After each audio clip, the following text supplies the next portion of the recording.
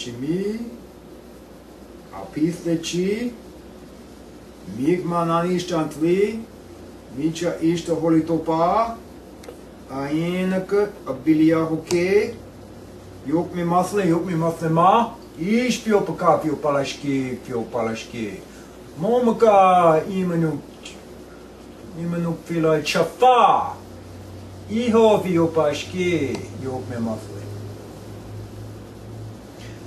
Okay, this is another in the sermons of the Native American Church of the Ghost Dancers. And from henceforth, the first few sermons we put on thus far have been kind of just introductory material.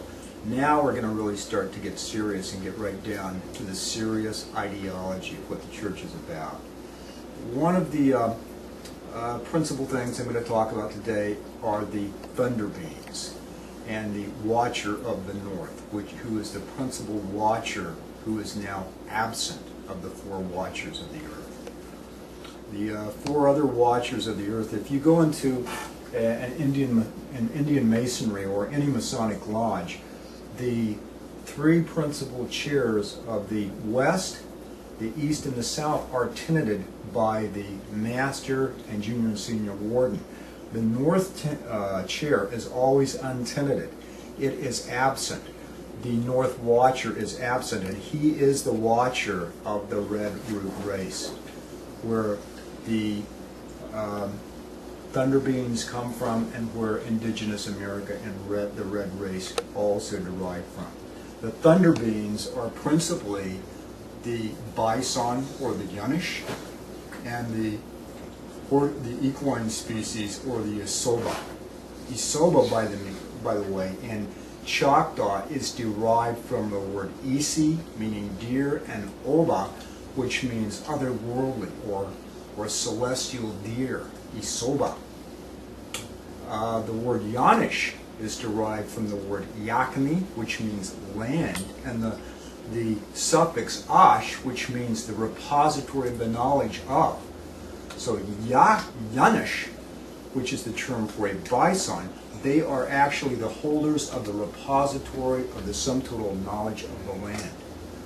The holders of the repository of the knowledge of the sea is the sea turtle, Hachotakni, the firstborn of the waters or the rivers, as well as the dolphins and the whales.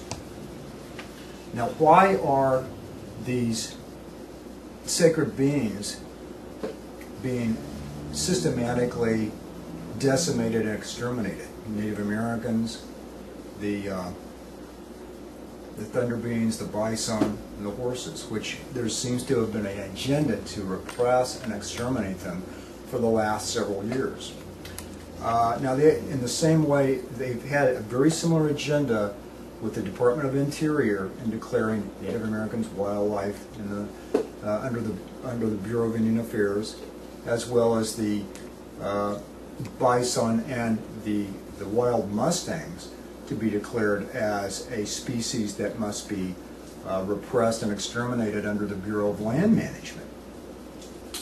And it all stems from the Edict of Discovery, from just a legalistic standpoint. We just look at it from a legalistic standpoint, from the 5 sense material awareness. It stems from this Edict of Discovery of the Christian Church and Christendom and the Christian kings that was instituted essentially by the inter cetera or the inter caetera of Pope Alexander VI in 1493. And he declared this law of discovery for the Christian kings, whichever country in Christendom first discovered or saw the land of the Americas had the rights to pretty much exploit it and to take control of it, per these concepts in Christendom that man had dominion over the wildlife.